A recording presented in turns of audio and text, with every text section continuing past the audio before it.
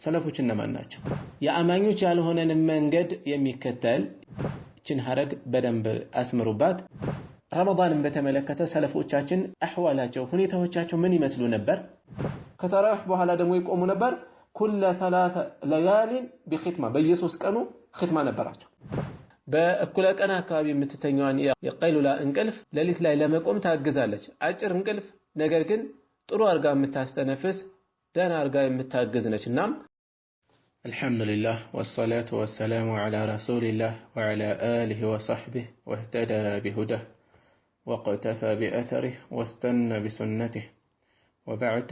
አሰላሙ ዐለይኩም ወረሕመቱላሂ ወበረካቱህ።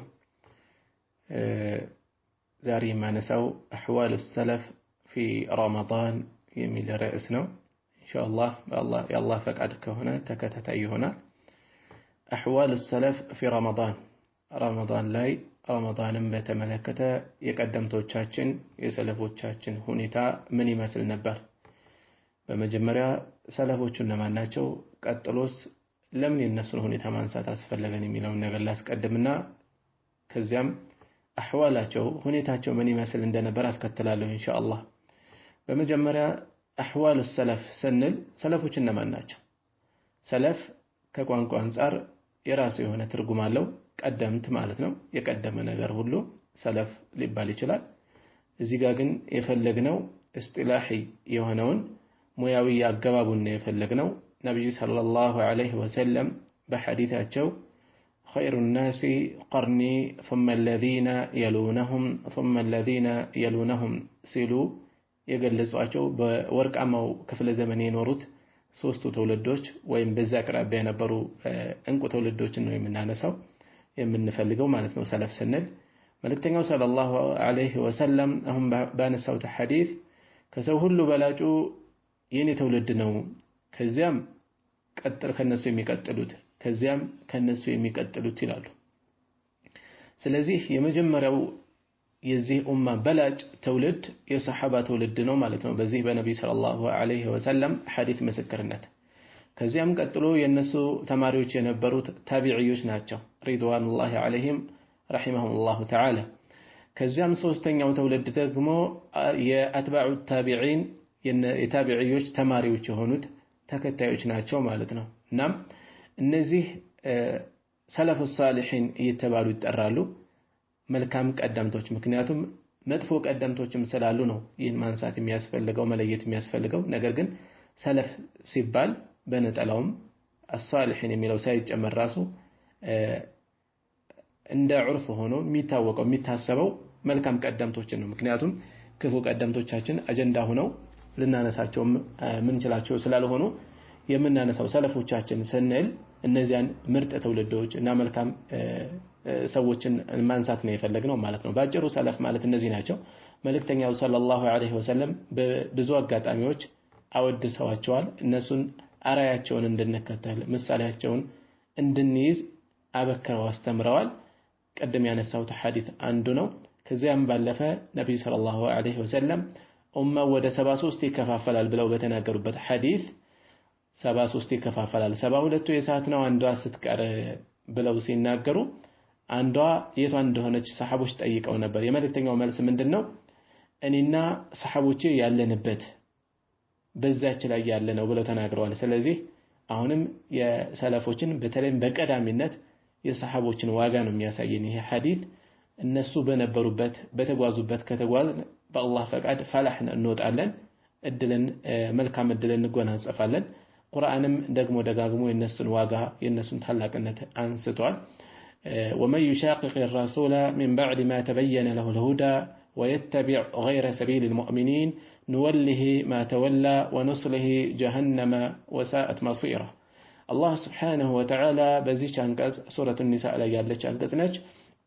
መልእክተኛውን የሚጻረር መልእክተኛውን የሚጠላ መንገዳቸውን የሚጣረስ የሆነ ሰው ከዛም ቀጥሎ ወይተቢዕ ገይረ ሰቢሊል ሙእሚኒን የአማኞች ያልሆነን መንገድ የሚከተል እችን ሐረግ በደንብ አስምሩባት። ወይተቢዕ ገይረ ሰቢሊል ሙእሚኒን የአማኞች ያልሆነን መንገድ የሚከተል ንወልህ ማ ተወላ በዞረበት በተሾመበት እንሾመዋለን፣ በዞረበት እናዞረዋለን። ወኑስሊሂ ጀሃነምን እንከተዋለን ወሰአት መሲራ ምን የከፋች መመለሻ ነች። መልእክቱ የተሟላ ነው። ነገር ግን መሃል ላይ ያነሳናት ወሳኝ ሆነች ሐረጋለች። መልእክተኛውን የሚጻረር ጠላት የሚያደርግ ከሳቸው በተቃራኒ የሚጓዝ ግልጽ ነው፣ መንገዱ የጠመመ ነው፣ መጨረሻው ጀሃነም ነው። ነገር ግን መልእክተኛው ከሳቸውን ከመጻረር ባለፈ የተገለጸው ተጨማሪ ቃል ምንድነው? ወይተቢዑ ገይረ ሰቢሊል ሙእሚኒን የአማኞች ያልሆነን መንገድም የሚከተል። አማኞች እነማን ናቸው? ዛሬ ሁሉም ሰው መልእክተኛውን ሰለላሁ ዐለይሂ ወሰለም እከተላለሁ ይላል። እኔም እከተላለሁ፣ ከኔ በተቃራኒ ያለው እከተላለሁ፣ ያንኛው እከተላለሁ፣ ሁሉም እንወዳለን እንከተላለን እያልን ነው ያለነው መልእክተኛውን ዐለይሂ ሰላቱ ወሰላም። በምን እንለይ ትክክለኛውን መንገድ? ወይተቢዕ ገይረ ሰቢሊል ሙእሚኒን የሙእሚኖች ያልሆነን መንገድ የሚከተል የምትለዋ ትልቅ የሆነ መልእክት አላት፣ ዋጋ አላት። በደንብ ልናሰምርባት አእምሮአችን ላይ ከፍ አድርገን ልንሰቅላት የሚገባ ሐረግ ነች። የአማኞች ያልሆነን መንገድ የሚከተል ሲል የአማኞቹ መንገድ የነብይ ሰለላሁ ዐለይሂ ወሰለም አስተምሮ ነው። ስለዚህ የመልእክተኛው አስተምሮ ይሄ ነው ብንወዛገብ የአማኞቹ አካሄድ መንገድ ግልጽ ያደርግልናል። እነማን ናቸው አማኞቹ? እኔና እናንተ ወይም በዚህ ዘመን 72 አይነት የሆነው ሰዎች አልነበርንም። በጊዜው ግልጽ ነው። በጊዜው የነበሩት የነብይ ሰለላሁ ዐለይሂ ወሰለም ሰሃቦች ናቸው። ስለዚህ መልእክተኛውን የሚጻረር የሰሃቦች ያልሆነን መንገድ የሚከተል ሰው አላህ Subhanahu Wa Ta'ala ምን አለ? በተሾመበት እንሾመዋለን፣ በዞረበት እናዞረዋለን፣ ጀሃነምን እንከተዋለን። ምን የከፋች መመለሻ ነች። ስለዚህ የሰሃቦች ከዛም የነሱን አርአያ የተከተሉት ታቢዒዎች እናም ተከታዮቻቸው መልካም አትባዑ ታቢዒን የነዚህ የሶስቱ አካሄድ የሰለፉ ሷሊሒን አካሄድ ወይም ቁርአንና ሐዲሱን በእነዚህ በሶስቱ እንቁ ክፍለ ዘመን ትውልዶች ግንዛቤ ልንረዳው ይገባል ማለት ነው። ፈህመ ሰለፍ የሚባለው ይሄ ነው፣ የቀደምቶች ግንዛቤ። ዛሬ በተለያየ መልኩ ቁርአንን እንረዳው ካል ወይም በሆኑ አንጃ መሪዎች እንረዳው ካል አደጋ ላይ ነው የምንወድቀው። በሰሃቦች ግንዛቤ እንረዳው ካልን ግን ቁርአኑ ሲወርድ ለምን እንደወረደ፣ መቼ እንደወረደ፣ በምን ሰበብ እንደወረደ ያውቁታልና በአላህ ፈቃድ ስኬትን እንጎናጸፋለን። ስለዚህ ሰለፎች ማለት ባጭሩ እነኚህ ናቸው። ሌላኛው ቀደም እኔ አነሳዋለሁ ያልኩት ነገር ምንድነው? የሰለፎችን አህዋል ማንሳት ለምን አስፈለገ? መልሱ ግልጽ ነው፣ አጭር ነው። እነሱን ምሳሌ ለማድረግ አራያ ለማድረግ ምክንያቱም የነሱ መንገድ ጤናማ እንደሆነ አላህ እንደወደደላቸው ይታወቃልና እነሱን እንደወደደላቸው እንዲወደልን እነሱ ስኬታማ እንደሆኑ ስኬታማ እንሆን ዘንድ ምሳሌያችን አድርገን እንጓዝበታለን ማለት ነው። ከዛ በመቀጠል የረመዳንን በተመለከተ ሰለፎቻችን አህዋላቸው ሁኔታዎቻቸው ምን ይመስሉ ነበር? ቢስሚላህ ወሰላቱ ወሰላሙ ዐላ ረሱሊላህ በአላህ ፈቃድ ጥቂትዬ ትንሽዬ ጽሁፍ በእጃችሁ ላይ አለች ብዬ አስባለሁኝ። አህዋሉ ሰለፍ ፊ ረመዳን የምትል የሱና ብርሃን ላይ ዳውንሎድ አድርጋችኋታል ብዬ አስባለሁ። ከሷ ነው የምቀጥለው። ቢስሚላህ በአላህ ስም ወሰላቱ ወሰላሙ ዐላ ረሱሊላህ የአላህ ሰላትና ሰላም በአላህ መልእክተኛ ላይ ይሁን። ሰይዱል ሙርሰሊን የመልእክተኞች ሁሉ አለቃ ዋና በሆኑት ላይ ወቃኢዱል ጉሩል ሙሐጀሊን ወቃኢድ አልጉሪል ሙሐጀሊን ቃኢድ መሪ ማለት ነው። መሪ የሆኑት የነማን? አልጉሪ አልሙሐጀሊን። ጉር ማለት ግንባረ ቦቃ ግንባሩ የሚያበራ ለምሳሌ እንስሳቶች ላይ የምናስተውለው ግንባራቸው የሚያበራ ውበት ያላቸው አልሙሐጀሊን እግረ አሻል እየተባለ ይገለጻል። እግራቸው እስከ ጉልበታቸው ሳይደርስ የሚያበሩ ማለት ነው፣ ነጫጭ አላቸው። አማኞች ናቸው በዚህ ቃል የተገለጹት። የውዱእ ምልክታቸው ነብይ ሰለላሁ ዐለይሂ ወሰለም በሐዲታቸው እንደተናገሩት የውመል ቂያማ አማኞች የውዱእ ምልክቶቻቸው እያበሩ ይመጣሉ፣ ግንባረ ቦቃ እግረ አሻልማ ሆነው ይመጣሉ ብለዋልና አማኞች ማለት ነው። ስለዚህ የአማኞች መሪ የሆኑት በሳቸው ላይ የአላህ ሰላትና ሰላም ይውረድ። ወበዕድ በመቀጠል ፈቀድ ኸሰ አላሁ ተዓላ አላህ ስብሓንሁ ወተዓላ ፈቀድ ኸሰ አላሁ ዐዘ ወጀል አሸናፊና የላቀ የሆነው ጌታው በእርግጥም ለይቷል ሸህረ ረመዳን የረመዳንን ወር ለይቷል ቢልከሲር ሚነል ኸሳኢስ በብዙ መለያዎች በብዙ መለያዎች ለይቶታል ከሌሎች ወሮች። ወልፈዳኢል በብዙ ትሩፋቶች በብዙ በላጭ ነገሮች ከሌሎቹ ከ11 ወራት ለይቶታል። فهو شهر نزول القرآن ረመዳን ማለት ቁርአን የወረደበት ወር ነው። ወልኩቱብ ሰማዊያ የመለኮታዊ ሰማያዊ መጽሐፎች የወረዱበት ወር ነው። وهو شهر التوبة رمضان የተውባ ወር ነው። አማኞች ወደ ጌታቸው የሚመለሱበት ታላቅ የተውበት ወር ነው። والمغفرة የምህረት ወር ነው። ጌታችን አላህ ምህረቱን ከልክ በላይ ከመቼውም በተለየ ለአማኞች የሚምርበት የሆነ ወር ነው። وتكفير الذنوب ወንጀላቸውን የሚያብስበት የሆነ ወሰይአት ጥቃቅን የሚሆኑ ወንጀሎቻቸው እንደዚሁ ይቅር የሚልበት ነው። وفيه العتق من النار برمضان ከሳት ነፃ መውጣት አለ። ከሳት ለሚመለሱ ወንጀላቸውን አላህ ይቅር ለሚላቸው እውነተኛን ተውባ ለሚያስገኙ ሰዎች ከሳት ነፃ መውጣት አለ። وفيه تفتح ابواب الجنان برمضان የጀነት በሮች የጀነቶች በሮች ይከፈታሉ። وتغلق ابواب النيران የጀሃነም የእሳት በሮች ደግሞ ይዘጋሉ። وتصفد الشياطين ሸይጣኖች ይጠፈራሉ ይታሰራሉ። وفيه ليلة خير እንዲሁም ሌላ የሆነች ሌሊት አለች خير من ألف شهر ከአንድ ሺህ ወር የምትበልጥ በላጭ የሆነች ወርም አለች ليلة القدر سبحان الله رمضان هي ሁሉ መለያዎች አሉት። ምን ያክል ዋጋውን አውቀንለታል። وهو شهر الجود رمضان የቸርነት ወር ነው የልገሳ ወር ነው። والإحسان መልካም የመዋል ወር ነው። وهو شهر الدعاء المستجاب الله ዘንድ ተቀባይነት ያለው الدعاء المستجاب የዚህ ተቀባይነት ያለው ዱዓ ወር ነው ማለት ነው ረመዳን። የሁሉ መለያዎች አሉት።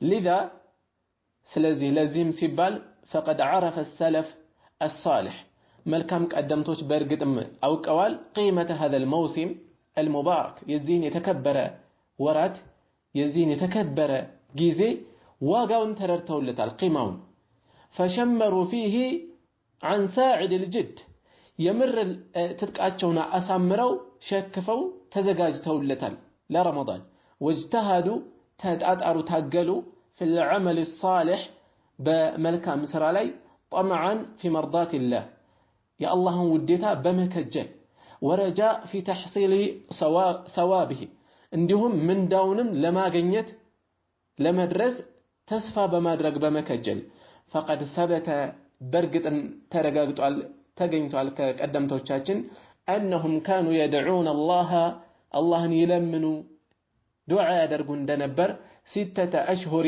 6 ወር ሙሉ ايبلغهم رمضانን እንዲያደርሳቸው 6 ወር ይለምኑ ነበር። ከረመዳን 6 ወር ቀድመው ጌታችን ሆይ ረመዳንን አድርሰን እያሉ ዱዓ ያደርጉ ነበር። ثم يدعونه እሱም ከጾሙ በኋላ ደግሞ 6 أشهر 6 ወሮችን ይለምኑት ነበር ጌታችንን أن يتقبل منهم እንዲቀበላቸው ጌታችን ሆይ ተቀበለን። ስለዚህ 6 ወር ጌታችን ሆይ ተቀበለን እያሉ ዱዓ ያደርጋሉ። ቀጣይም ደግሞ ጌታችን ሆይ አድርሰን እያሉ ዱዓ ያደርጋሉ። وقال عبد العزيز بن أبي داود ከነዚህ ቀደምቶች አንዱ ይህ ሰውዬ ምን ይላሉ? أدركتهم አግኝቻቸዋለሁ ሰለፎችን يجتهدون في العمل الصالح በመልካም ስራ ላይ ሲጣጣሩ ሲታገሉ فإذا فعلوه ከሰሩት ደግሞ ያን መልካም ስራ وقع عليهم الهم ሐሳብ ይወድቅባቸዋል። ደግሞ ሌላ ስጋት ላይ أيقبل منهم أم لا ተቀባይነት ያገኛል ወይስ አያገኝም? እኛ ጎንበስ ቀና ካል ልባችን ሙሉ ነው ጥቅ ይላል ኮንፊደንሳችን። ሰለፎች ግን ሰርተው ይሰጉ ነበር። አማኝ እንዲህ ነው በስጋትና በተስፋ መሃል ነው የሚሆነው። ከጌታው ረህማ ከጌታው እዝነት ተስፋ አይቆርጥም፣ ይከጅላል፣ ለዛም ይለምናል። ነገር ግን በሰራው ስራ አይዘናጋም፣ ይሰጋል። ባይቀበልስ ምን አቃለሁ ብሎ ይሰጋል፣ ይጨናነቃል። ለዚህም ሲል ኢኽላሱን ያሳምራል፣ ለበለጠ ይታገላል። فتعال أخي الكريم يتكبرك وندمي هوي يتكبر شيئتي هوي نو يلال نستعرض بعض أحوال السلف في رمضان برمضان يقدم توچاچن هونيتا بكافل مني مثل اندنبر نملكتو ناقربوسكي وكيف كانت همتهم عندهم مورالاتهم من يمثل نبر حساباتهم منساساتهم من يمثل نبر وعزيمتهم قرطنينتاچو وجدهم متاغلاتهم في العبادة بعبادة ላይ ይሄንን እንመልከተው እስኪ ሰለፎቻችን ምን ይመስል እንደነበር። ለምንድነው የምንመለከተው የምናቀርበው የምንገመገመው?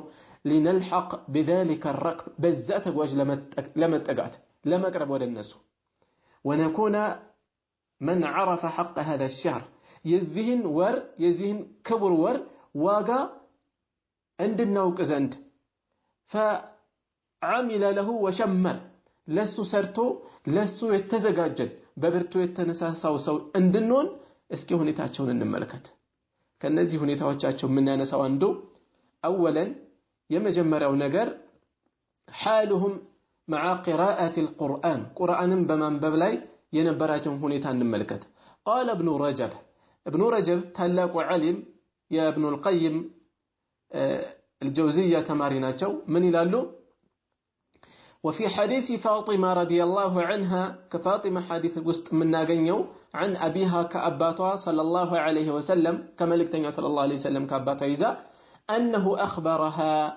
ملكتنيا ونقرات من سيلو أن جبريل عليه السلام جبريل متاتشو تقرب شو كسلوات جبريل عليه السلام كان يعارضه القرآن قرآن يقرب الله إمامار نبرة يقرب الله نبرة كل عام بيامة مرة عندي وأنه عارضه في عام وفاته مرتين بموت بتأمت كن هولت كزينا يقرب الله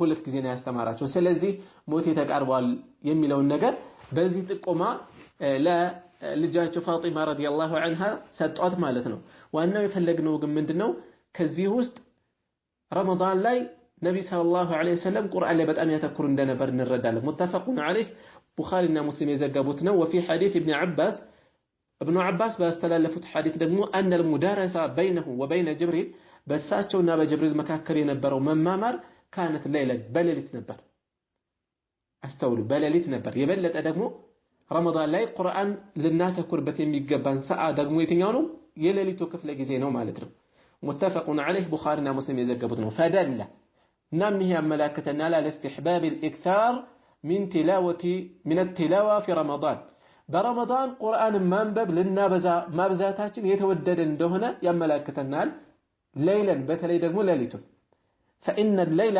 ምክንያቱም ሌሊቱ تنقطع فيه الشواغل አዘናጊ ነገሮች ቢዚ የሚያደርጉ ነገሮች ጉዳዮች ይቋረጣሉ وتستمع فيه الهمم ሐሳቦች ደግሞ ይሰበሰባሉ ሙሉ ትኩረት ወደዛ ይሆናል ويتواطأ فيه القلب واللسان ልብና ምላስ ይስማማሉ ይገናኛሉ على التدبر በማስተንተን القرآن ላይ كما قال تعالى كف ያለው ጌታ አላህ እንዳለው إن ناشئة الليل هي أشد وطئا وأقوم قيلا يلالت عبادة ويم يلالت منسات هي أشد وطئا الجيج يبرتاج لبنا ملاس ماسما ما تقلت ويم دمو الجيج يبرتا لب لا يمدرس أكمالات وأقوم قيلا يا ما رمي هنا ما انببال لبوستو لبو سبسب بلو ملكا ميوهنا نقر ملكا ميوهنا نقر لبوستو يلالتو كيف لقزي እጅግ የተለየ ነው ከቀኑ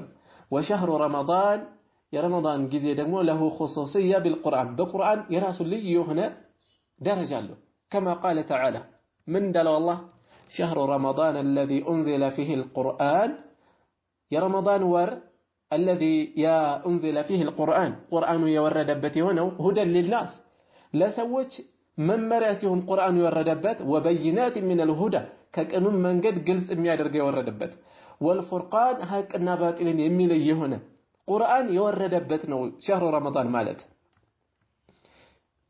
እስከዚህ ድረስ አሁን ያሳለፍነው የኢብኑ ረጀብ ንግግር ነው እናም ለጣኢፍ المعارف የሚለው ኪታባቸው ላይ ነው ይሄን የገለጹት ገጽ 315 ላይ ولهذا ለዚህም حرص السلف ሰለፎቻችን ጓጉተዋል رحمهم الله ይማራቸውና على الاكثار من تلاوة القرآن قرآن بمنبب لاي مابزاتن في شهر رمضان بزي بتكبر بين ذلك بزي لاي بين ذلك في سير أعلام النبلاء سير أعلام النبلاء بملو الإمام الذهبي كتاب لاي تجلس عليه بصفات فمن ذلك كان نزهم مست كان الأسود بن يزيد سلفوش عنده يهونت أسود بن يزيد نبروا يختم القرآن قرآن يتأرسوا نبر في رمضان برمضان في كل ليلتين በየሁለት ሌሊቱ በሁለት ሌሊት አንድ ጊዜ በሁለት ሌሊት አንድ ጊዜ وكان ينام يتኙ ነበር بين المغرب والعشاء በመግሪብና በዒሻ መሃል ነበር የሚተኙት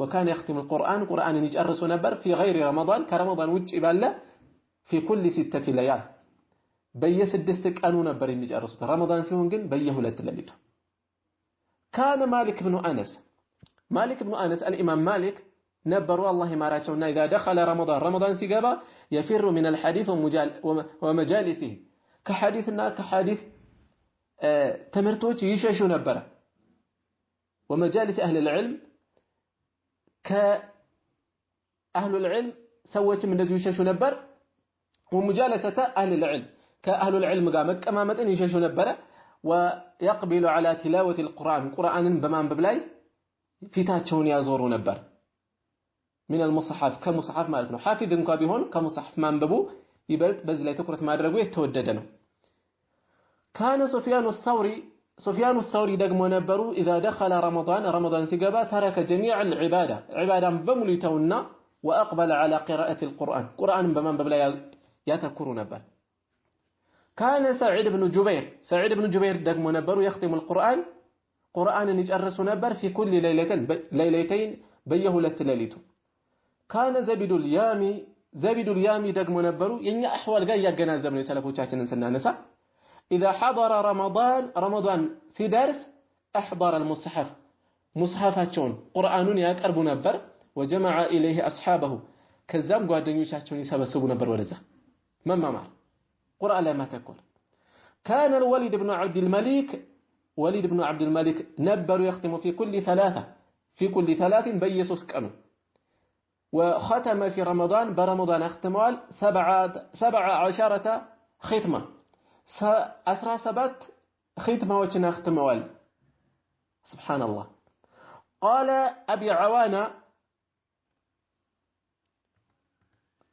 أبو عوانة مهن بربت والله أعلم مالبات كليل أبو تاكو بسي درجة سهتليون جلال قال أبو عوانة دقمو يلالو شهدت قتادا ተመልክቻለሁ ተገኝቻለሁ ከሱ ጋር يدرس القرآن في رمضان برمضان قرآن ሲያስተምር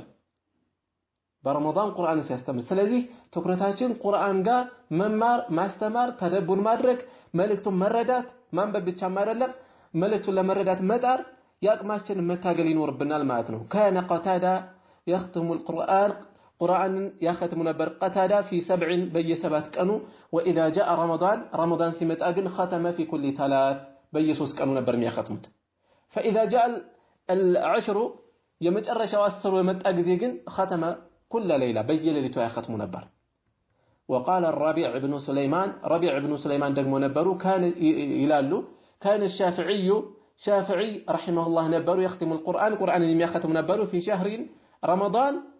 في شهر رمضان برمضان ور 60 ختمة 60 ختمة وچن يختموا نبر وفي كل شهر بليلوچ بياندان ور 30 ختمة 30 بيقنوا يختموا نبر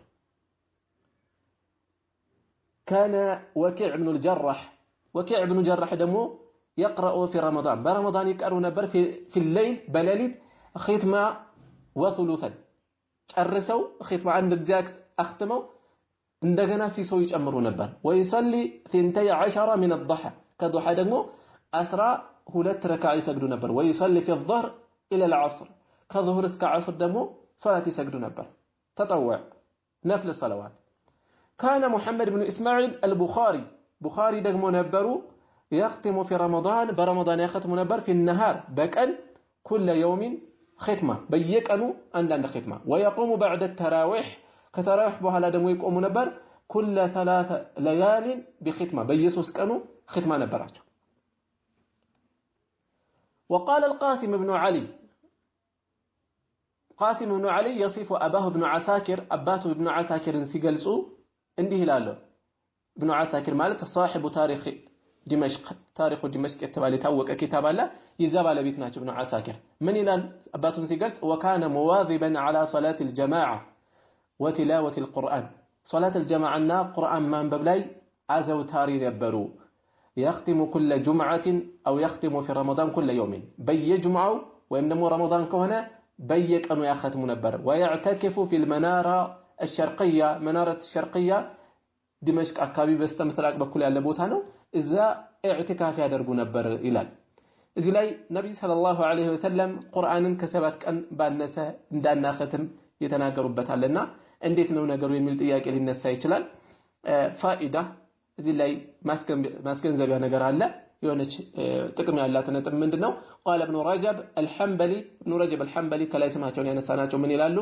وانما ورد النهي عن قراءة القرآن في اقل من 3 ከ3 ቀን ባነሰ ቁርአን እንዳንቀራ የሚከለክለው ሐዲስ የወረደው ከ3 ሚላለ ከ7 ሚላለ 3 ዝቅተኛውን እንውሰድና ከ3 ቀን ባነሰ ቁርአን እንዳይቀራ የሚከለክለው የመጣው ክልከላው የመጣው على المداومة على ذلك بزي ملكو እንዳይ ዘወተር ነው فاما في الاوقات المفضله እንጂ በላጭ በሆኑ ወቅቶች ከሆነ ግን ከሸህር ረመዳን እንደ ረመዳን ያለ ወር خصوصا الليالي በተለይም ደግሞ ሌሊቶቹ التي يطلب فيها ليله القدر በተለይ ደግሞ ليله القدر በሚፈልግባቸው ሌሊቶች የመጨረሻዎቹ አካባቢ او في الاماكن المفضله ወይም ደግሞ በላጭ በሆኑ ቦታዎች ከመካ እንደ መካ ያሉ ቦታዎች لمن دخلها زال جباسه من غير أهلها نواري الهنا سو كوتش لم يجباسه فيستحب الإكثار فيها من تلاوة القرآن قرآن بزا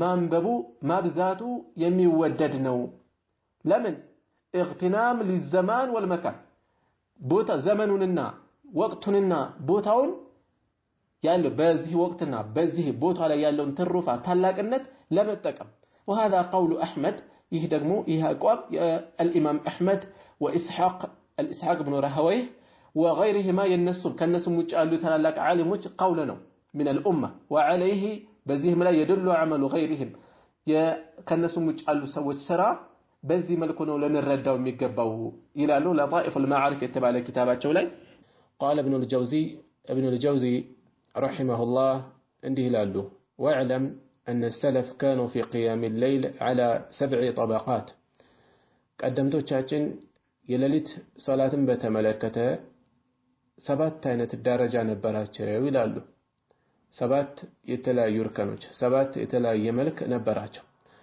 الطبقة الأولى የመጀመሪያው ከነዚህ ሰባቶች ውስጥ كانوا يحيون كل الليل ሌሊቱን ሙሉ የሚያሳልፉ ነበሩ وفيهم من كان يصلي الصبح بوضع العشاء كاوستاچوم فجرن صلاه بعشاء وضوء የሚሰግድ ነበር ይላሉ الطبقة الثانية ይህ መጀመሪያው ነው እንግዲህ ሁለተኛው ደረጃ كانوا يقومون شطر الليل የሌሊቱን ግማሽ የሚቆሙ የሚሰግዱ ነበሩ الطبقة الثالثة በሶስተኛ ደረጃ የተቀመጠው ደግሞ كانوا يقومون ثلث الليل የሌሊቱን ሲሶ የሚቆሙ የሌሊቱን ሲሶውን ያክል የሚሰግዱ ሰዎች ነበሩ قال النبي صلى الله عليه وسلم يا الله نبي من ይላሉ احب الصلاه الى الله عز وجل الله ዘንድ ከሶላት ሁሉ የተወደደችዋ ሶላቱ ዳውድ የዳውድ ሶላት ነች የነብዩ አላህ ዳውድ ሶላት አስተጋገድ كان ينام نصف الليل كان ينام نصف الليل የሌሊቱን ግማሽ ይተኛ ነበር ويقوم ثلثه كزام سيسون يقوم بتالي يسجدبታል وينام سدسه عند سدستኛውን ደግሞ እንደገና ይተኙበት ነበር متفق عليه ቡኻሪና ሙስሊም የዘገቡት ነው እናም በዚህ መሰረት የሌሊቱን ሲሶ የሚሰግዱ ሶስተኛው ደረጃ ላይ የሚገኙት ናቸው ማለት ነው الطبقة الرابعة አራተኛ ደረጃ ላይ የሚገኙት ደግሞ كانوا يقومون سدس الليل أو خمسه የሌሊቱን 1/6ኛ ወይም 1/5ኛ የሚሰግዱ ነበሩ الطبقة الخامسة አምስተኛ ደረጃ ላይ የሚገኙት ደግሞ كانوا لا يراعون التقدير ልኬቱን የማይከታተሉ ስራዬ ብለው እሱ ላይ የማያተኩሩ ነበሩ وإنما كان أحدهم ከነሱ ይልቅ አንዳቸው ምን ያደርጋል يقوم إلى أن يغلبه النوم እንቅልፉ እስከሚያሸንፈው ይሰግዳል فينام እንቅልፉ ሲያሸንፈው ጊዜ ይተኛል فإذا انتبه قام ሲነቃ ጊዜ መልሶ ቆሞ ይሰግድ ነበር በዚህ መልኩ ስራዬ ብለው ሰዓት ከዚህ እስከዚህ ወይም ይህን ያክል ልክ ብለው ሳያስቀምጡ እንደ ንቃታቸው የሚሰግዱ ነበሩ። الطبقة السادسة ስድስተኛ እርከን ላይ ስድስተኛ ደረጃ ላይ የሚገኙት ደግሞ قوم كانوا يصلون من الليل 4 ركعات أو ركعتين ከሌሊቱ 4 ረከዓ ወይም 2 ረከዓ የሚሰግዱ ነበሩ። ከዊትር ውጪ ዊትር በዚህ ላይ ይጨምሩበታል ማለት ነው። 4 ረከዓ ወይም 2 ረከዓ ብቻ የሚሰግዱ ነበሩ። الطبقة السابعة ሰባተኛ እርከን ላይ የሚገኙት ደግሞ قوم يحيون ما بين العشاءين قوم يحيون ما بين العشاءين በሁለቱ ዒሻዎች መካከል ያለውን አንቅተው ነቅተው የሚሰግዱ ነበሩ። ሁለቱ ዒሻዎች የሚባሉት መግሪብና ዒሻ ሶላት ናቸው። በሁለቱ መሃል ያለውን በቁጥር ሳይገደቡ ወቅቱ የዒሻ ወቅት እስከሚገባ ዒሻ ሶላት እስከሚገባ ድረስ ያለውን ይሰግዳሉ ማለት ነው። ويعسلون في السحر ከዛም በሰሐር ጊዜ ስሑር የምንበላበት ጊዜ ማለት ነው የሌሊቱ የመጨረሻ ክፍል ላይ እንደገና ቀሪውን ያጠናቅቁና በዊትር ይቋጫሉ። فيجمعون بين الطرفين እናም ሁለት ጫፎችን ይሰበስባሉ ማለት ነው። በሁለቱ ጫፎች ይጠቀማሉ። መጀመሪያው ጫፍ بين المغرب والعشاء العشاءين የተባለው ما بين العشاءين የተባለው ማለት ነው። ሁለተኛው ደግሞ በስሑር ወቅት ላይ ስሑር የምንበላበት ሰዓት ያለው ማለት ነው። ሌሊቱ መጨረሻ قبل الفجر ያለው ወቅት ማለት ነው። እናም መጀመሪያ ላይ بين المغرب والعشاء ይቻሉትን ያክል ይሰግዳሉ። መጨረሻ ላይ ደግሞ በስሑር ወቅት ላይ እንዲሁ ይሰግዳሉ። وفي صحيح مسلم ላይ أن النبي صلى الله عليه وسلم قال يا الله نبي እንዲህ ብለዋል إن في الليل لساعة በሌሊቱ ክፍለ ጊዜ በርግጥም የሆነች ሰዓት አለች لا يوافقها عبد مسلم عند مسلم የሆነ የአላህ ባሪያ አይጋጠም ከሷ ጋር አይገናኝም እሷ አትገጥመውም يسأل الله فيها اللهم በዛች ሰዓት እየጠየቀ አይጋጠምም خيرا የሆነ خيرን አላህን እየለመነ إلا آتاه الله እሷን ቢሰጠው እንጂ የሚለምነውን خير ቢሰጠው እንጂ وذلك كل ليلة ያቺ ደግሞ በየሌሊቱ ያለች ሰዓት ናት። እና ምችን በመፈለግ የሌሊቱ መጀመሪያ ክፍል ላይና የመጨረሻ ክፍል ላይ የሚቆሙ ሰዎች ነበሩ። ይህ የመጨረሻና ሰባተኛ እርከን ላይ የሚገኙት ሰለፎች ደረጃ ነው ማለት ነው። ስለዚህ በዚህ መልኩ አለ እንዲህ አይነት ሰባት አይነት የተለያየ መልክ መገኘቱ ሰው እንደሚቀለው እንደሚሻለውና እንደሚቀለው እንደነሻጡ እነሱን ምሳሌ ማድረግ ይችላል ማለት ነው።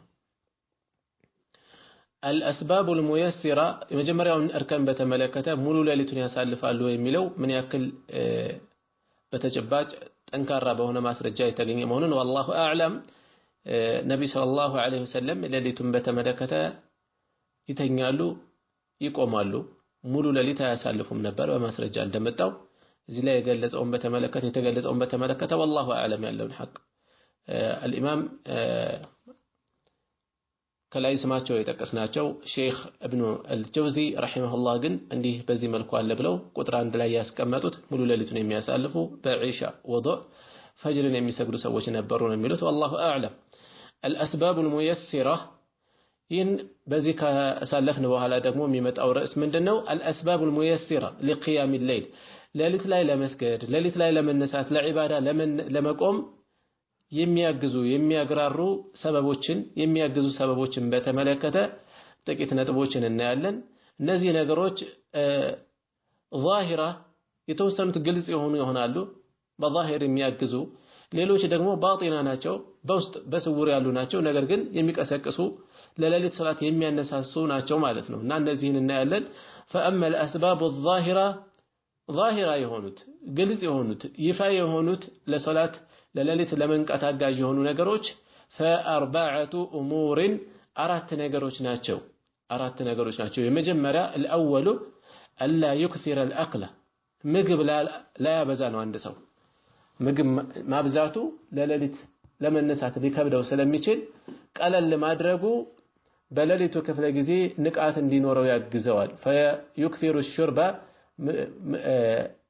ألا يكثر الأكل فيكثر الشرب ምግብ የሚያበዛ ከሆነ መጠጥን ያበዛልና ይሄ ከሆነ ደግሞ فيغلبه النوم እንቅልፍ ያሸንፈዋል ويثقل عليه القيام لليت منساتم ይከብደዋል እንደዚህ ከሆነ ምግብ መጠጥ ከበዛ ስለዚህ አመጋገባችንን ቀለል ማድረጉ ለሌሊት ያግዘናል ማለት ነው الثاني ሁለተኛው ለሌሊት ሶላት አጋዥ ከሆኑ ነገሮች አላ يتعب نفسه ራሱን ላይ ያደክም ነው ሰውየው بالنهار በቀኑ ክፍለ ጊዜ فإنها تعين على القيام عفوا بالنهار بما لا فائدة فيه ፋይዳ በሌለው ነገር ቀኑን በቀኑ ክፍለ ጊዜ ራሱን ላይ ያደክም ነው በቀኑ ክፍለ ጊዜ ድካም መብዛቱ በሌሊቱ ላይ እንዳይነቃ ያደርገዋልና ስለዚህ በተቻለ መጠን በቀን ላይ ያለውን አላስፈላጊ ድካም ማስወገድ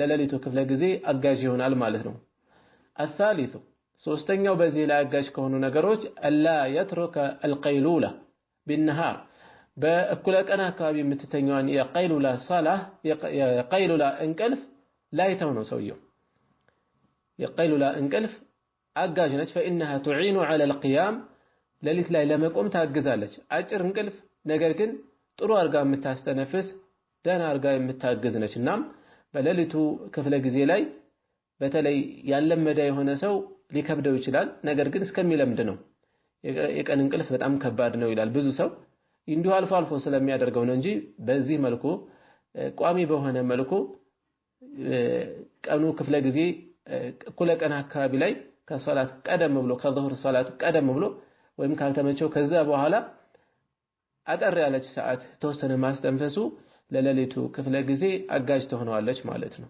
እናም ዛሂራ ከሆኑ ማለት ግልጽ ከሆኑ ለሌሊት ሶላት አጋዥ ከሆኑ ነጥቦች አንዱ የቀይሉላ እንቅልፍ ነው ማለት ነው الرابع አራተኛው አላ يرتكب الأوزار بالنهار በቀኑ ክፍለ ጊዜ ወንጀሎችን ላይፈጽም ነው ሰውየው ይህን የሚያደርግ ከሆነ ወንጀሉ በራሱ ከዒባዳ ያቀበዋልና فيحرم القيام بالليل በቀን ወንጀል የሚያበዛ ከሆነ ለሌሊት ለመቆም አላህ ሊያግደው ሊነጥቀው ሊነፍገው ይችላል ይሄንን ታላቅ ኒዕማ ማለት ነው ስለዚህ ውሎውን ሊያስተካክል ሊያሳምር ከወንጀል ሊርቅ ይገባል ማለት ነው እነዚህ እንግዲህ ግልጽ የሆኑ ይፋዊ የሆኑ ለሌሊት ሶላት አጋዥ የሆኑ ነጥቦች ናቸው وأما الأسباب الباطنة ስውር የሆኑ ሌሎች አጋዥ ነገሮች ደግሞ አሉ فأربعة أمور እነዚህም ልክ እንደላይኛው አራት ናቸው الأول የመጀመሪያው سلامة القلب ልብን ሰላም ማድረግ ንጹህ ማድረግ ከምንድን عن الحقد على المسلمين በሙስሊሞች ላይ ቂም ከማርገዝ ልብን ሰላም ማድረግ ንጹህ ማድረግ ይህ በተጨባጭ ከላይ አይታይም ነገር ግን የውስጡ ሰላም መሆን ለሌሊት ሶላት ለዒባዳ አጋዥ ከሆኑ ነጥቦች አንዱ ነው ይላሉ በተጅሪባ ያዩት ሰዎች وعن البدع እንዲሁም ከቢድዓ ከፈጠራም መራቅ ቢድዓ ላይ የሚጠመድ ሰው ይህንን ታላቅ ኒዕማ የመራቅ እድሉ የመነፈግ እድሉ ሰፊ ነውና وعن فضول الدنيا እንዲሁም ትርፍ ከሆኑ የዱንያ ነገሮች እንዲሁ መጠበቅ ሐላል ሆነው ነገር ግን ከሚፈለገው በላይ በትርፍ ከምንጠቀማቸው ከምንወስዳቸው ነገሮች መቆጠብም ለሌሊት ሶላት አጋዥ ከሆኑ ነገሮች አንዱ ነው ማለት ነው الثاني ሁለተኛው በዚህ ረገድ የሚጠቀሰው ነገር خوف غالب የሚያሸንፍ የሆነ ሚገታ የሆነ አላህን ፍርሃት አላህን መፍራት ሊኖር ይገባል يلزم القلب ልብን ገድቦ የሚይዝ የሚያስር مع قصر الامل ተስፋን ከመገደብ ጋር ረጃጅም ተስፋ እንዳይኖር ተስፋው የረዘመ ሰው የማይጨበጥ ህልም የሚያለም ሰው በተለያየ ነገር እየተከነከነ መቋጫ ያለው ነገር ውስጥ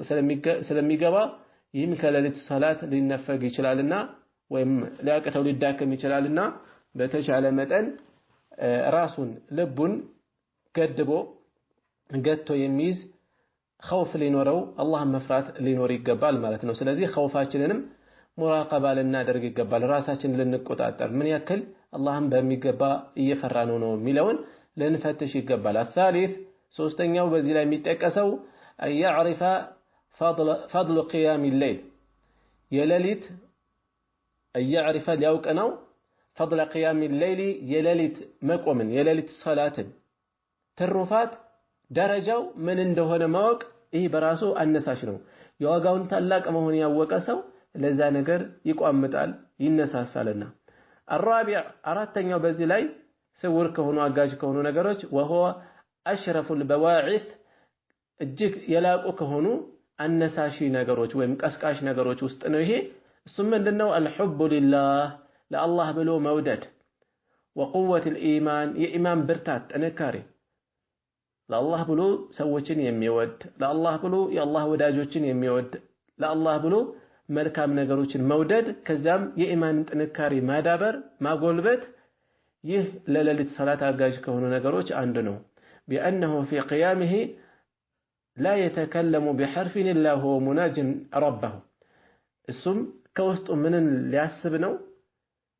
እያንዳንዷ ፊደል እያንዳንዷ ሐርፍ በሰላቱ ላይ የሚያነባት የሚናገራት ከጌታው ጋር እየተወያየባት እንደሆነ ሊያስብ ከጌታው ጋር እየተነጋገረባት እንደሆነ ማሰቡ ይህ የኢማንን ብርታት የሚጨምር የአላህን ውዴታ የሚጨምር ነው። ይሄ ደግሞ እንዲሁ የሌሊት ሰላትን የሚያነሳሳ ለዚያ የሚያነሳሳ የሚያግዝ ነው ማለት ነው። ቀጣዩ ነጥብ ثالثا حالهم في الجود والكرم ቀደምቶቻችን إذا أقبل شهر رمضان የረመዳን ወር ሲመጣ ጊዜ የነበራቸው ለጋስነትና ቸርነት ምን ይመስል ነበር የሚል ነው ሶስተኛ አርከን ላይ የተቀመጠው ሶስተኛ ርዕስ ላይ የተቀመጠው እዚህ ሪሳላ ላይ عن ابن عباس رضي الله عنهما قال كعبد الله ابن عباس ተይዞ እሱንም ወላጁን አባቱንም እንዲሁ መልካም ስራዎቻቸውን አላህ ይወደድላቸውና እንዲህ ይላል كان رسول الله صلى الله عليه وسلم أجود الناس يا الله መልእክተኛ ከሰው ሁሉ بالخير بخير እጅግ ለጋስ ነበሩ وكان أجود ما يكون في شهر رمضان ከመቼውም ጊዜ በተለየ ደግሞ ለጋስ የሚሆኑት በረመዳን ወር ነበር إن جبريل عليه السلام كان يلقاه في كل سنة جبريل በየዓመቱ في رمضان ያገኛቸው ነበር በየዓመቱ በወርሃ ረመዳን ያገኛቸው ነበርና حتى ينسلخ رمضان እስከሚወጣ ድረስ ከዛስ فيعرض عليه رسول الله صلى الله عليه وسلم القرآن የአላህ መልእክተኛ የያዙትን ቁርአን በሱ ላይ ያቀርባሉ ማለት ነው። ቁርአኑን ያነባሉ ለሱ ሙዳረሳ የያዙትን ይበልጥ እንዲያጠነክሩ ተጠብቆ እንዲቆይ ጅብሪል ያዳምጣቸው ይሰማቸው ነበር።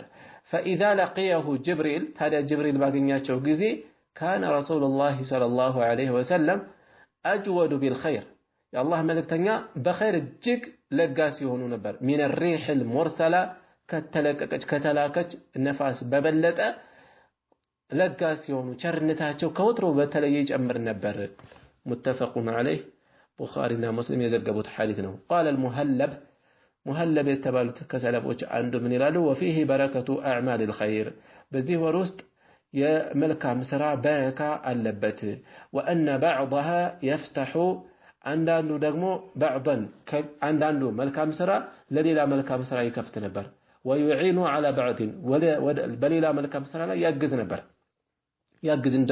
እንደሚያግዝ ያነሳሳ ረመዳን በራሱ የኸይር ወር ነው ለሌላ ኸይር ያነሳሳ ነው እዚህ ላይ ለሌላ ኸይር ለመለገስ ለመስጠት አላ ተራ አትመለከትም ምን أن بركة الصيام يصوم بركة ولقاء جبريل كجبريل ጋር የመገናኘቱ بركة وعرضه القرآن عليه قرآن بس لا يماقربو بركة زاد في جود النبي صلى الله عليه وسلم ከመልእክተኛው ለጋስነት ላይ ጨመረ ቀድሞም ቸርናቸው ቀድሞም ለጋስናቸው ለጋስነታቸውን እነዚህ መልካም ስራዎች እነዚህ ሌሎች ኸይሮች ጨመሩ ማለት ነው وصدقته እንደዚህም ሰደቃቸውንም ጨምሮታል حتى كان أجود من الريح المرسلة ከተላከች ነፋስ በበለጠ እጅግ የበለጠ ለጋስ ይሆኑ ነበር ስለዚህ አንድ ኸይር ለሌላ ኸይር ሊያነሳሳ ሊቀሰቅስ ይችላል ማለት ነው وقال الزين ابن المنير ይህ ዓሊም ደግሞ ምን ይላሉ አይ فيعم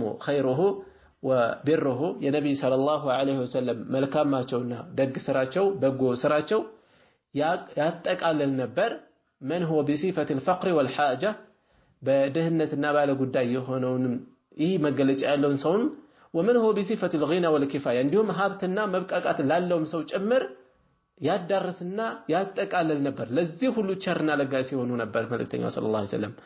أكثر مما يعم الغيث الناشئ عن الريح المرسلة صلى الله عليه وسلم ከተላከች ነፋስ የመነጭ ዝናብ ከሚያጠቃልለው ከሚያካትተው በበለጠ ከዛ በበዛ የነብዩ ሰለላሁ ዐለይሂ ወሰለም ለጋስነት ሁሉን ያካትት ሁሉን ያጠቃልል ነበር ይላሉ። وقال ابن رجب ደግሞ ምን ይላሉ? قال الشافعي رضي الله عنه الإمام الشافعي رحمه الله እንዲህ ብለዋል أحب للرجل ለአንድ ሰው እወዳለሁኝ እኔ ይላሉ ኢማሙ ሻፊዒ الزيادة بالجود في شهر رمضان በወርሃ ረመዳን ለጋስነቱ እንዲጨምር እወድለታለሁ ለሰው ለእያንዳንዱ አማኝ ቸር እንዲሆን እወዳለሁ። ይበልጥ ግን ቸርነቱ በረመዳን እንዲጨምር እወዳለሁኝ። ለምን? اقتداء برسول الله صلى الله عليه وسلم መልእክተኛውን ምሳሌ በማድረግ አራያ በማድረግ መልእክተኛው ሰለላሁ ዐለይሂ ወሰለም ቀድሞም ቸር ቀድሞም ለጋስ ናቸው። በረመዳን ደግሞ ይበልጥ ይጨምር ነበር። ይህን እንደ ምሳሌ በማድረግ ሙእሚን የሆነ ሰው ሙስሊም የሆነ ሰው ቸርነቱ በረመዳን ቢጨምር እወዳለሁኝ ይላሉ الإمام الشافعي ولحاجة الناس فيه ለምን? አንድ መልእክተኛውን በመከተል ከዛም ባለፈ ሰዎች ይበልጥ ለዚህ ነገር ለቸርነት ለለጋስነት ልገሳል የሚፈልጉበት ጊዜ ነው። ከወትሮ ለየት ባለ ኢላ መሳሊህም ለተለያየ ጉዳዮቻቸው ለተለያየ ጥቅሞቻቸው ሲሉ የበለጠ አህወጅ የሚሆኑበት ጊዜ ነው። ለምን? ወሊተሻጉሊ ከثير منهم بالصوم ብዙዎቹ በጾም ያኔ ምን የሚሆኑበት ነው? የሚዘናጉ ቢዚ የሚሆኑበት ነው። ከምን والصلاه عن مكاسبهم በጾምና በሶላት ከከስባቸው ከስራቸው ተስተጓጉለው ዒባዳ ላይ የሚጠመዱበት ጊዜ እንደመሆኑ የሰው ልጅ ያኔ ልገሳውን ቢጨምር ይበልጥ ኸይር የሚያገኝበት ይበልጥ በመልእክተኛው ላይ ተከታይ የሚሆንበት ምሳሌ የሚያደርግበት ጊዜ ነውና በዚህ ላይ ቢበራታ ወዳለው ይላሉ الإمام الشافعي رحمه الله كان ابن عمر رضي الله عنهما ሁለተኛ ደረጃ እዚህ ላይ ምሳሌ የምናደርገው عبد الله بن عمر الخطاب رضي الله عنهما الله መልካም ስራቸውን ይወደድላቸውና አባትና ልጅን ابن عمر ነበሩ يصوم ولا يفطر يصوم ነበር ولا يفطر ነገር ግን አያፈጥሩም ነበር إلا مع المساكين ከመሳኪን ጋር ካልሆነ በቀር ከደካሞች ጋር ከአቅማቸው ከደከሙ ሰዎች ጋር እንጂ አያፈጥሩም ነበር فإذا منعهم أهله عنه የኢብኑ ዑመር ቤተሰቦች እነሱን እንዳይገቡ ከከለከሏቸው እንዳይመገቡ አብረው መሳኪኖችን ምስኪኖችን ደሃዎችን እንዳይገቡ ከከለከሏቸው ለም يتعشى تلك الليلة ኢብኑ ዑመር ያችን ሌሊት እራት አይመገቡም ነበር ወደ ኋላ ቀርጥ እነዛን ካስቀሯቸው وكان إذا جاءه سائل ጠያቂ ወይም የሚለምን ሰው ከመጣ وهو على طعامه ابن عمر ምግብ ላይ ሆኖ أخذ نصيبه من الطعام يدرشوا ምግቡን ያነሳና ابن عمر وقام ينسال فأعطاه السائل ለሚጠይቀው አካል የራሱን ድርሻ አንስቶ ይሰጣል فيرجع ሰጥቶ ይመለሳል وقد أكل أهله ما بقي ቤተሰቦቹ የቀረውን ይበላሉ في الجفنة ሳህኑ ላይ ወይም ትሪው ላይ የተረፈውን ይበላሉ እሱ የራሱን ድርሻ ለክቶ አንስቶ ለምስኪን ይሰጥ ነበር رضي الله عنه فيصبح صائما ولم يأكل شيئا ምንም ሳይመገብ ጾመኛ ሆኖ ያነጋ ነበር الله المستعان እና ቸርነቱ ከወትሮ ለየት ባለ መልኩ አቅም በፈቀደ ይደረጋል ማለት ነው። ዛሬ ስንቱ ነው የተትረፈረፈ ነገር እያለ የተትረፈረፈ ምግብ እያለ ተበላሽቶ እየተጣለ ነገር ግን ደካሞችን የማንፈቅድበት ዞረን የማንመለከትበት ሁኔታ እጅግ ብዙ ነው።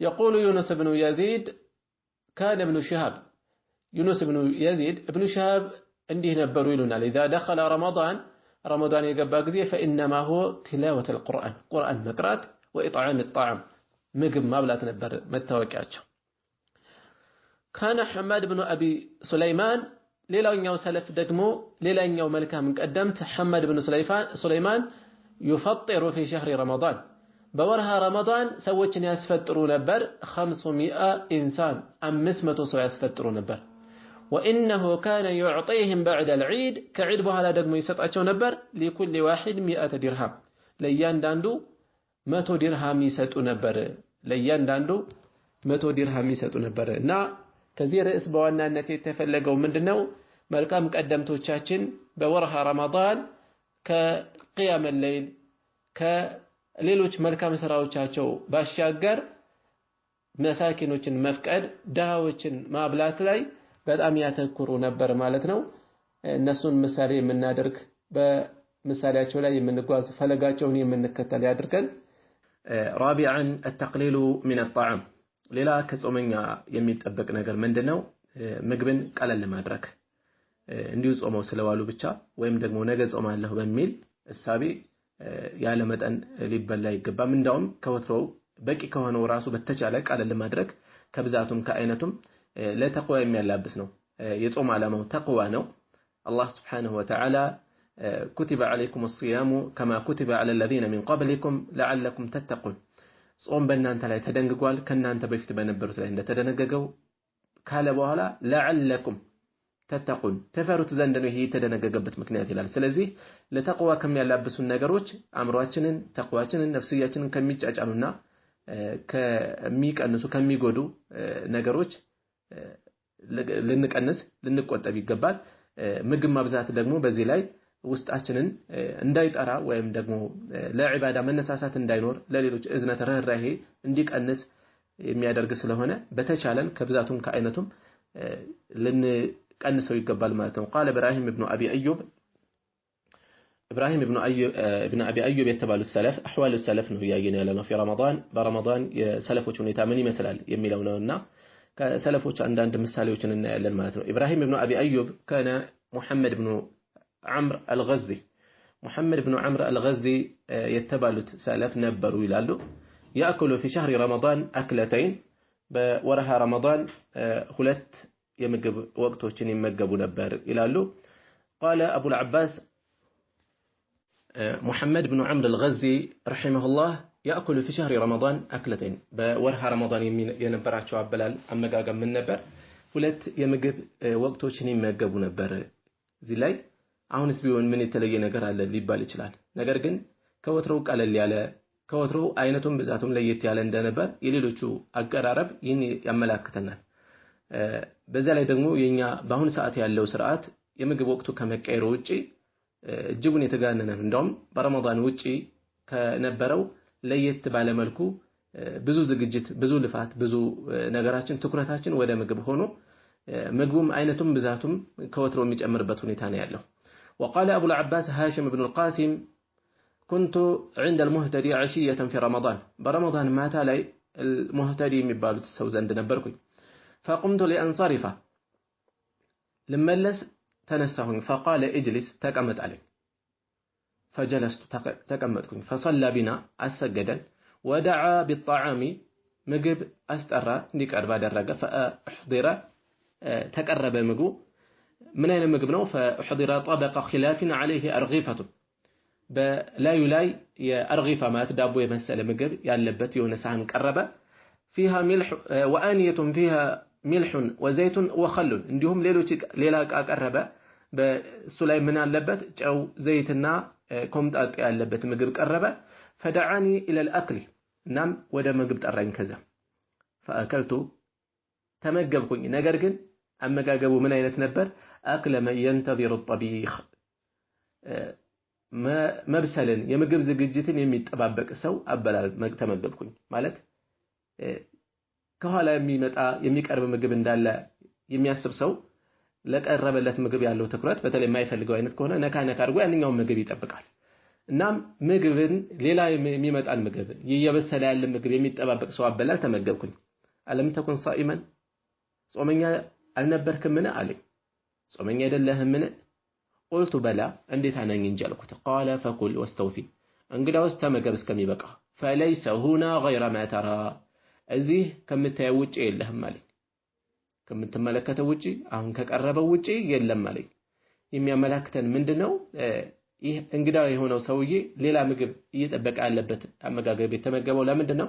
ይሄኛው ዋና ምግብ አይደለም ማለት ነው። ትኩረት ከቤቱ ቢሆን ወይም በወትሮው ዋና ምግብ ተደርጎ የሚያዝ ነገር አይደለም ማለት ነው። በጣም እንዳቀለለ ያሳያል ማለት ነው። ይሄ خامسا አምስተኛው በዚህ ነጥብ ላይ የምናነሳው ነገር حفظ اللسان وقلة الكلام وتوقي الكذب በረመዳን ጾመኛ የሆነ ሰው የሚጠበቅበት ነገር ምላስን መቆጠብ፣ ወሬን መቀነስ፣ ውሸትን መቆጠብ፣ መጠንቀቅ፣ መራቅ እንዳለበት ነው። በዚህ ላይ ጥቂት ከነብይ ሰለላሁ ዐለይሂ ወሰለም እና ከሰሃቦች አንዳንድ ከሰለፎች ያሉ አثሮችን እንመለከታለን።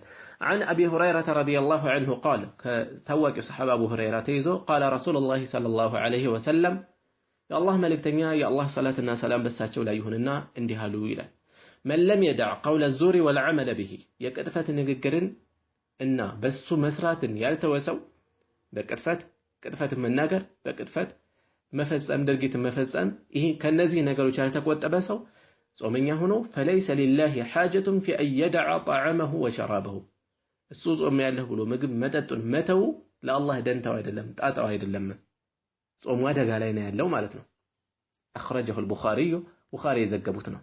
قال المهلب من ይላሉ ይህን ሐዲስ አስከተለው وفيه دليل أن حكم الصيام الإمساك عن الرفث وقول الزور كما يمسك عن الطعام والشراب عند ሰው ከብልግና ንግግር ወይም ከመጥፎ ነገሮች እና ከቅጥፈት ንግግር ራሱን መያዝና መቆጠብ እንዳለበት كما يمسك እንደሚይዘው ራሱን ከምግብና ከመጠጥ ራሱን እንደሚቆጥበው እንደሚገድበው ከነዚህ መጥፎ ነገሮች መገደብ ራስን መቆጠብ የጾም ሁክም ውስጥ ሊካተት ሊተኮርበት የሚገባ እንደሆነ ከሐዲሱ እንረዳለን። وإن لم يمسك عن ذلك ከዚህ ነገር ራሱን ካልያዘ ግን فقد تنقص صيامه ጾሙን በእርግጥም አጉድሎታል وتعرض لسخط ربه ለጌታው ቁጣም ራሱን አጋልጧል وترك قبوله منه الله سبحانه وتعالى ጾሙን እንዳይቀበለውም እንዲተውም አድርጓል ማለት ነው ራሱን አጋልጧል። قال رسول الله صلى الله عليه وسلم በሌላም ሐዲስ ላይ መልእክተኛው ምን ብለዋል? إذا أصبح أحدكم يوما صائما አንዳችሁ ጾመኛ ሆኖ ካነጋ فلا يرفث ولا يجهل የብልግና ነገር አይናገር ብልግናን አይፈጽም ولا يجهل እንዲሁም የጃሂልያ ስነ ምግባር የጃሂልያ ባህሪ አይፈጽም የነሱን አይጃጃል የጃሂልያ ነገር አይተግበር فإن امرؤ شاتمه أو قاتله የሆነ ሰው ከተሰዳደበው ወይም ደግሞ ሊጋደለው ከፈለገ فليقول إني صائم ጾመኛ ነኝ እኔ ጾመኛ ነኝ ይበል። أخرجه ሙስሊም የዘገቡት ነው እንጂ ከዛ ስለተነኮሱት አብሮ ሊመላለስ አይገባም። ራሱን ሊጫን ስሜቱን ሊያሸንፍ የተለያዩ ስሜቶች ይመጣሉ። በዛ ላይ የፈራሁት መስሎት ነው ወይም ደግሞ የተለያየ መልስ የሌለኝ መስሎት ነው አይነት ነገር ውስጣችን ብዙ ስሜት ነፍስያችን ብዙ ነገር ታመጣለች። በዛ ሰዓት ላይ አላህን በማሰብ ተቅዋችንን በማሰብ ዒባዳችንን ዋጋ በመስጠት ራሳችንን ተጭነን ልንቆጠብ ይገባል። قال المازري في قوله إني صائم የሚለውን በተመለከተ ማዝሪ ምን ይላሉ? يحتمل أن يكون المراد بذلك أن يخاطب نفسه ራሱ ሊያናግር يحتمل ይገመታል ከዚህ ንግግር ምናልባት መልእክቱ የተፈለገው ሊሆን ይችላል። ምን أن يكون المراد بذلك ከዚህ የተፈለገው أن يخاطب نفسه ራሱን እንዲያናግር ነው ውስጡን እንዲያናግር እንዲያዳምጥ ነው። ምን ብሎ على جهة الزجر لها نفسን عن السباب والمشاتمة ከመሰዳደብ እንዲገታ እንዲቆጥብ ከዚህ እንዲከለክላት ራሱን እንዲያናግር ነው እንጂ ጾመኛ ነኝ እያለ ለህዝብ እንዲናገር አይደለም የተፈለገው ራሱን እንዲያናገርበት ነው። ከዚህ ነገር ጾመኛ ነኝ ስለዚህ ልመላለሰው አይገባም ብሎ ራሱን እንዲገታ ነው የተፈለገው ይላሉ። وقال عمر بن الخطاب رضي الله عنه ታላቁ ሰሃባ ዑመር ብን ኸጣብ ደግሞ ምን ይላሉ? ليس الصيام من الطعام والشراب وحده ጾም ማለት ከምግብና ከመጠጥ መታቀብ ብቻ አይደለም። ولكنه من الكذب والباطل واللغو والحلف ይልቁንም ጾም ማለት ከነዚህ ነገሮች ባሻገር ከውሸት ከባጢል ንግግር ውድቅ ከንቱ ከሆኑ ነገሮች واللغو እንዲሁም ውድቅና ዛዛታ ከሆኑ ነገሮች والحلف ከመሐላም መቆጠብ ነው ይላሉ። ከመሐላ ማለት ምንድነው? በሐሰት ከመማል ሊሆን ይችላል ወይም ደግሞ በትንሽ በትልቁ በሐቅ ሊሆን ይችላል። መሐላን እንደፈለጉ ማዝረክረክ ዝም ብሎ በትንሽ በትልቁ መሐላን መደርደር እንዲሁም እስላም ከማይደግፋቸው ነገሮች ነውና ጾም ማለት ከነዚህ ነገሮች መቆጠብ ነው። أخرجه ابن أبي شيبة يዘገቡት ነው። وعن علي بن أبي طالب رضي الله عنه قال ከታላቁ ሰሐባ አሊ ኢብኑ አቢ ጣሊብ የነብይ ሰለላሁ ዐለይሂ ወሰለም የአጎት ልጅ አማቻቸው የፋጢማ ባል አራተኛው ቅንና ቀጥተኛ ኸሊፋ ምን ይላል? ኢነ الصيام ليس من الطعام والشراب ጾም ማለት ከምግብና ከመጠጥ ብቻ አይደለም። እነዚህ መተው ብቻ አይደለም። ወላኪን من الكذب والباطل واللغو ይልቁንም ከሐሰት ከውድቅና ከከንቱ ነገሮችና እንዲሁም ከለغو ውድቅ የሆኑ ወይም ዛዛታ ነገሮች ከነዚህ መቆጠብ ነው። አخرجه ابن ابي شيبه የዘገቡት ነው። አምስተኛ وعن طلق بن قيس በዚህ ላይ ከሚጠቀሱ አታሮች ውስጥ ማለት ነው قال ابو ذر رضي الله عنه طلق بن قيس ابو ذر እንዲህ ሲሉ ሰምቻለሁኝ ይላል ابو ذر الغفاري اذا صمت ስትጾም ጊዜ ጾመኛ ስትሆን فتحفظ ما استطعت በተቻለህ ተቆጠብ ራስህን ቆጠባክ ራስህን ገታ አድርግ وكان طلق إن أثر ይህንን ተውፊት ያስተላለፈው طلق بن قيس ነበረ اذا كان يوم صومه ጾሙ የጾምለቱ በሆነ ጊዜ ጾመኛ በሆነ ቀን دخل ይገባል ከሰው ተገልሎ ከቤት ይገባል فلم يخرج الا لصلاه ለሶላት እንጂ አይወጣም ነበር። በቃ ጾመኛ የሆነ ሰው ጊዜውን እንደ ወትሮ አይደለም ሊያሳልፍ የሚገባው። በተቻለ ከሰው ጋር በተቀላቀልን ቁጥር ራሳችንን ማንቆጣጠርበት ወይም ደግሞ ወደ ጥፋት የሚገፋፉን ነገሮች የሚያጋልጡ ነገሮች ሊጨምሩ ይችላሉ። ወይም በጆሮአችን በአይናችን የተለያዩ ነገሮችን ማንፈልጋቸውን ነገሮች ልንሰማ ልንመለከት እንችላለን። ስለዚህ ከወትሮው ገደብ በራሳችን እንገታ ልናደርግ ይገባል ማለት ነው። አخرجه ابن ابي شيبه ይህንን አثر ابن ابي شيبه ዘግበውታል። وعن جابر بن عبد الله رضي الله عنهما جابر بن عبد الله የተባለውን ሰሐቢ الانصاري الله እሱንም አባቱንም መልካም ስራዎቻቸውን ይወደድላቸውና قال እንዲህ ይላል اذا صمت ስትጾም ጾመኛ ስትሆን ጊዜ فليصم سمعك وبصرك ولسانك ጾመኛ ስትሆን ጊዜ ጆሮህም አይንህም ምላስህም ይጾም ከምንድን عن الكذب والمأثم ከሐሰትና ከተለያዩ ወንጀሎች በእነዚህ አካላት ከሚፈጸሙ ወንጀሎች ልትጾም ልትቆጠብ ይገባል። አካላትህን ልትቆጣጠር ይገባል። ወደዕ አዘል ኻዲም አገልጋይንን ከማስቸገር አዛ ከማድረግ ደግሞ ተቆጠብ። ሰራተኛ ሊሆን ይችላል እሱንም ከማስቸገር እንደዚሁ ተቆጠብ።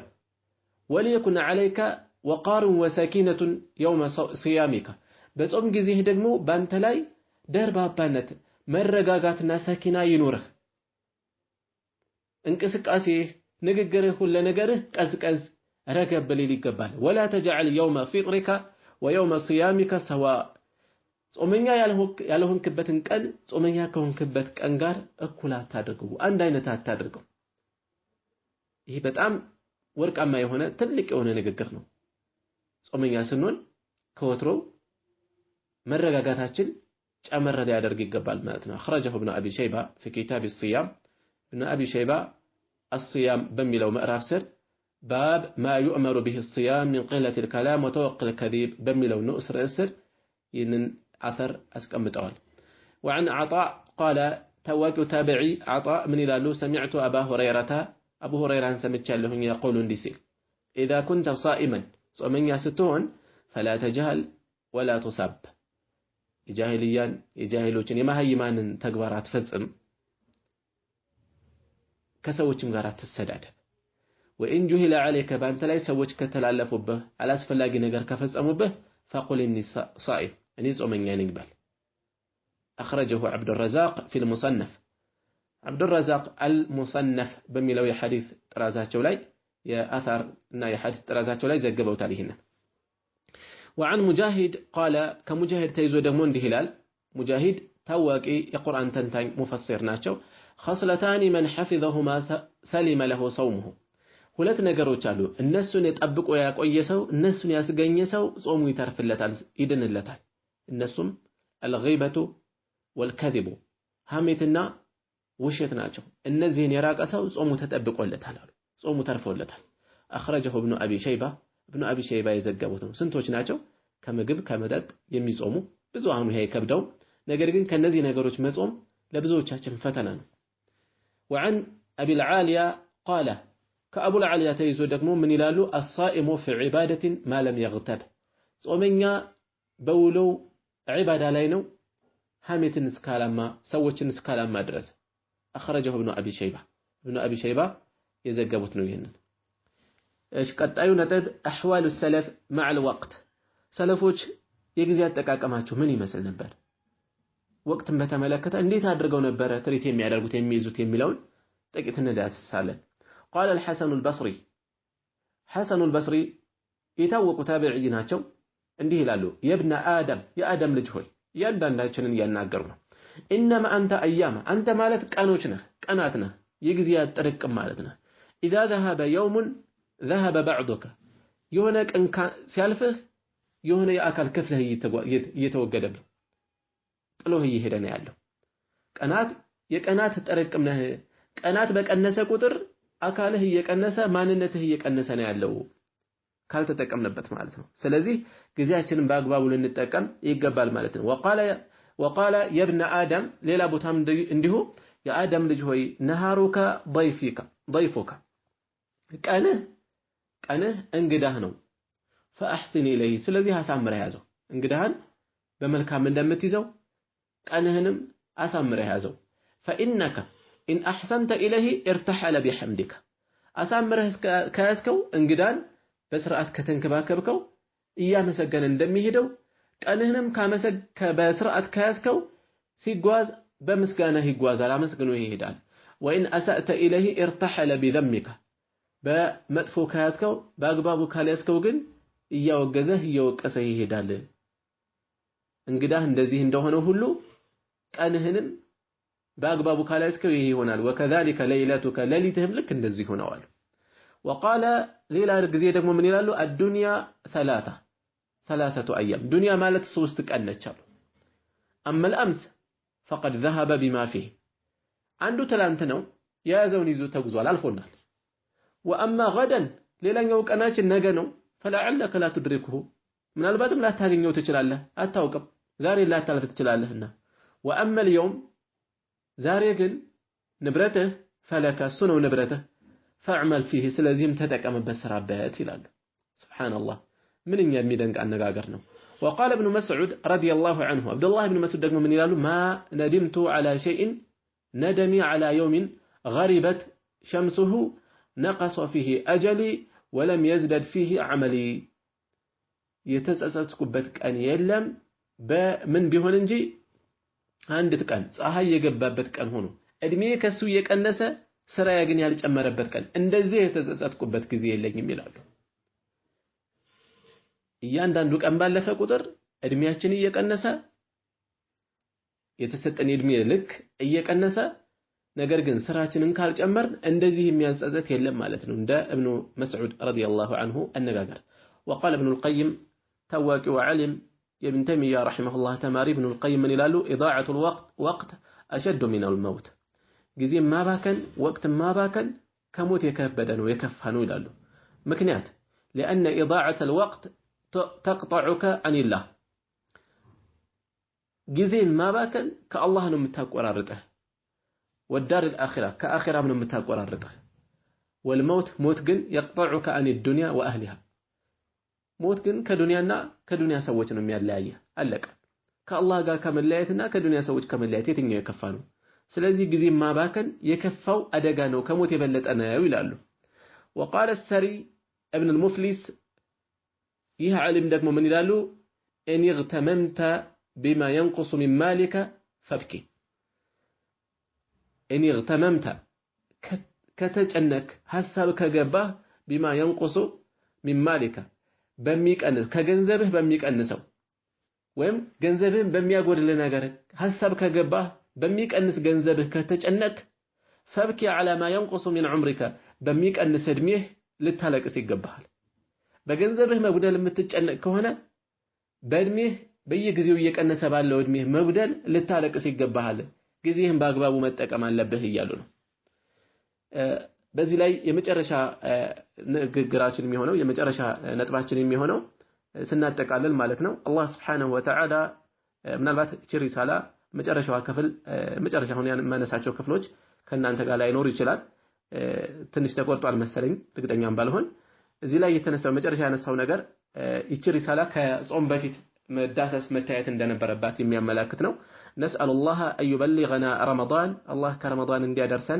إن لمن ولن وأن يتقبل الله أعمالنا ملكام سراوቻችንን من ديك قبلا ይሄኛው አላለፈንም አላህ መልካም ስራችንን ይቀበለን ያለፈውንም ቀሪያችንን አላህ ካቆየን መልካም ስራችንን ይቀበለን ወሲያመና ወቂያመና ጾማችንንም እንዲሁም ሶላታችንንም ويعتقنا من النار ከሳትም አላህ ነፃ ያውጣን اللهم امين ጌታችን ሆይ አንተ ዱዓችንን ተቀበለን واخر دعوانا የመጨረሻ ዱዓችን በዚህ ላይ የሚሆነው ان الحمد لله رب العالمين مسكانا لله يهون لعلمات جيتا وصلى الله على نبينا محمد صلى الله عليه وسلم وعلى آله وأزواجه وصحبه ومن تبعهم بإحسان إلى يوم الدين الله سبحانه وتعالى بنبيات بمحمد لي صلاتنا سلام يورد عندهم ببيت سباتهم بمستوشاتهم ببالدربوشاتهم النسون بملكان بتكتلم هلوس كيوم القيامة درس صلاتنا سلام يدرك رسالة زيولا النقوات جلن والسلام عليكم ورحمة الله وبركاته